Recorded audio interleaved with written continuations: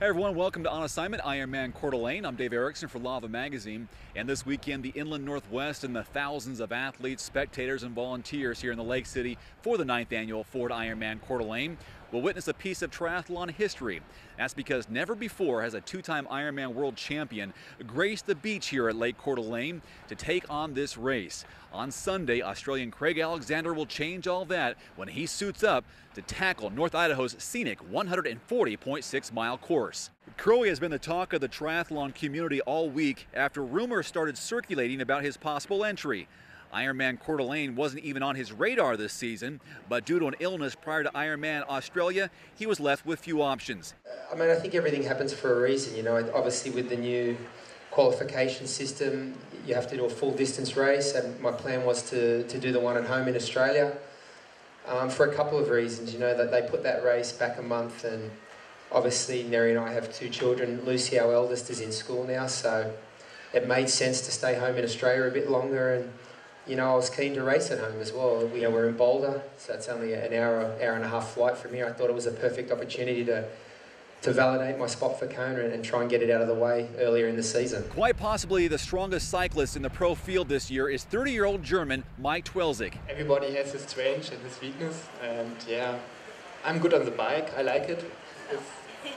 It's fun. I like to ride my bike, He placed second at Ironman St. George in May on a very challenging and hilly bike course.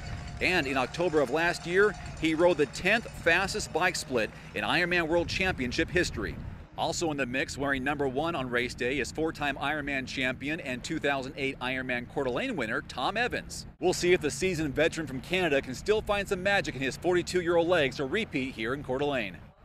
The women's pro field is headlined by Caitlin Snow, Meredith Kessler, Desiree Ficker, and Ironman 70.3 champion and 3-time Xterra world champion Julie Dibbins.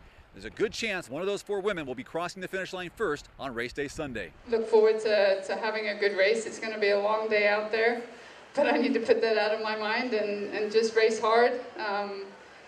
I know these girls and some of the other pro girls are going to be racing hard, and it's going to be a tough day, but hopefully we can put on a good show. The competition really is secondary to this scenic yet challenging 140.6-mile course in North Idaho.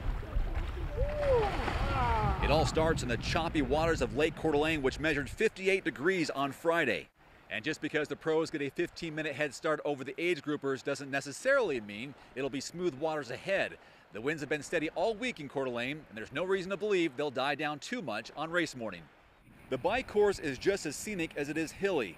Gear management will be the key to success here, as well as being familiar with the winding roads through North Idaho. The athlete best able to conserve and be consistent on each 56-mile loop will put themselves in the best position heading out on the slightly altered run course. The short out and back section leaving T2 has been tacked on to the turnaround section. The downside there is that the athletes will now need to go up and over a hill.